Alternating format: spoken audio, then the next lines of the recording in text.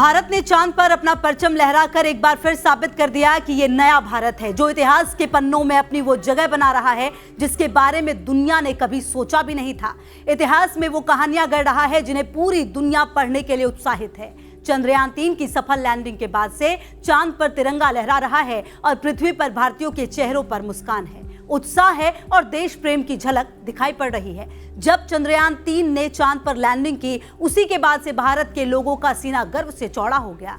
आपने चंद्रयान 3 की लॉन्चिंग से लेकर लैंडिंग तक कुछ शब्दों को बार बार सुना होगा और उसके बारे में जानने की लालसा उठी होगी। ऐसे बहुत से शब्द हैं जिनके बारे में बहुत कम लोगों को जानकारी है।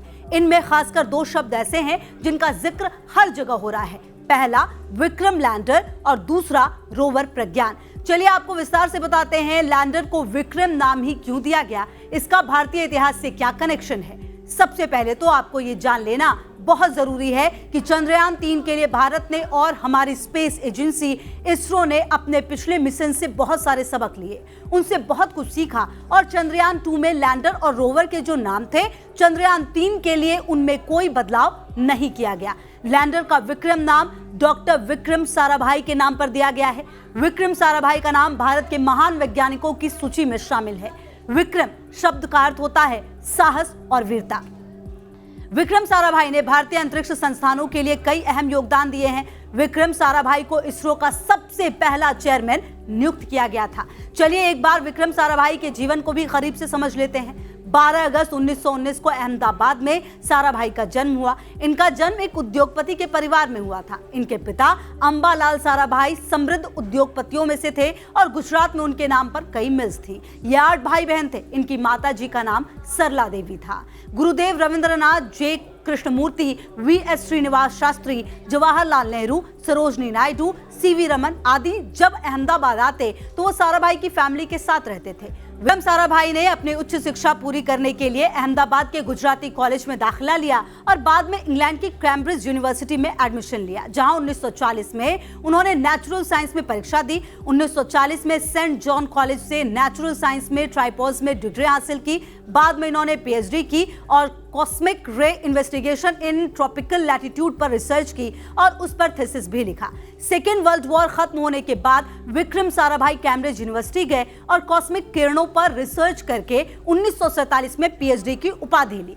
विक्रम साराभाई के सम्मान में भारतीय डाक विभाग ने टिकट जारी किया। इन्हें 1962 में डॉक्टर शांति स्वरूप भटनागर पुरस्कार दिया गया।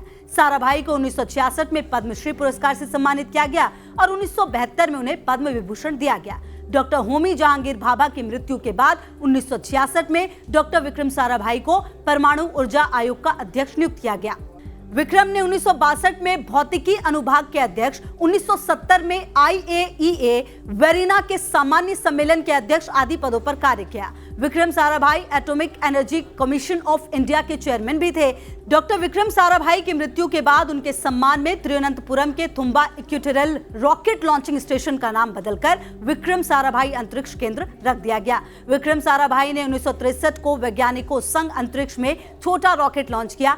साल 1975 में सैटेलाइट इंस्ट्रक्शनल टेलीविजन एक्सपेरिमेंट की 1975 में स्थापना की। इसरो की स्थापना का श्रेय भी विक्रम साराभाई को ही दिया जाता है।